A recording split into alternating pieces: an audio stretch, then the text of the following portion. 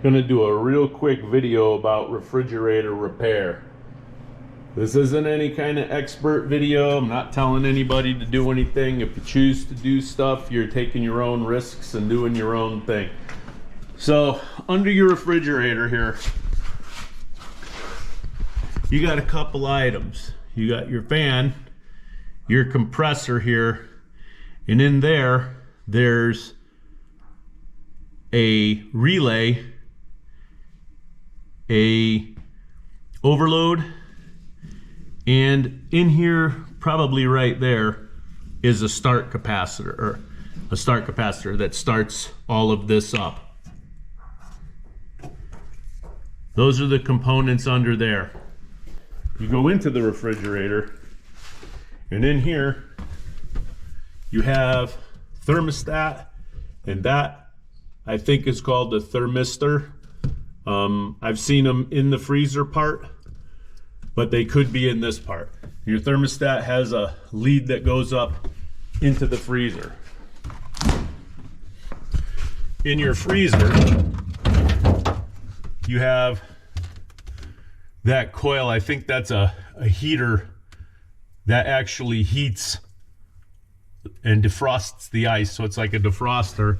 Then over here, attached right there, is your defrost thermostat.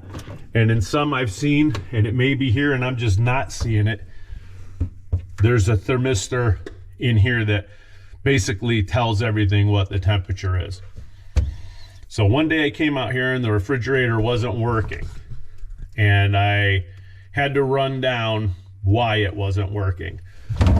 So what I did was I unplugged it and came back out after about 15 minutes and plugged it back in. Everything underneath, the compressor and all of those components, kicked on and everything was working. The thermostat worked for initially when I put it on, and when I turned it, it would adjust and everything was fine. And then at about 10 minutes, it would shut off. Then the thermostat wouldn't make any corrections at all. You couldn't do anything with it. So I came up to the freezer, and this was all like frost here.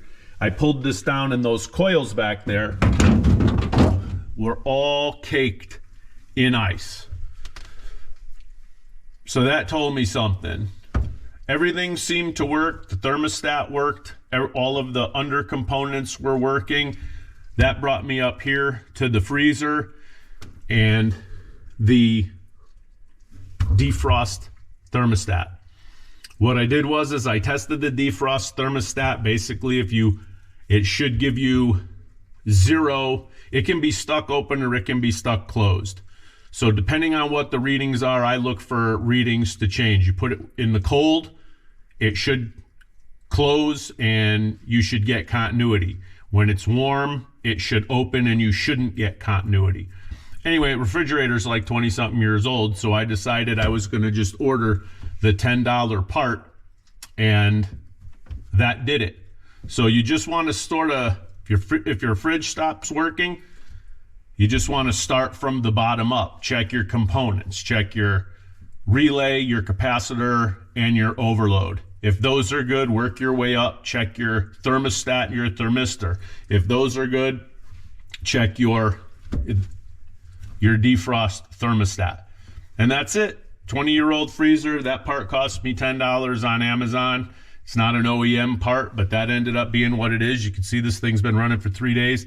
There isn't any ice on those coils, and it's all good to go again for 10 bucks. So there you go. Again, this isn't professional advice. I'm not a refrigerator repairman. I'm just a bumpkin that fixes things because I don't want to pay somebody else to fix it. I don't know what it would have cost me, but it would have been more than 100 bucks, probably 200 or something dollars for a $10 part for a refrigerator. I don't know what used refrigerators go for these days, but it probably would have cost me less than that. But that's where we're at.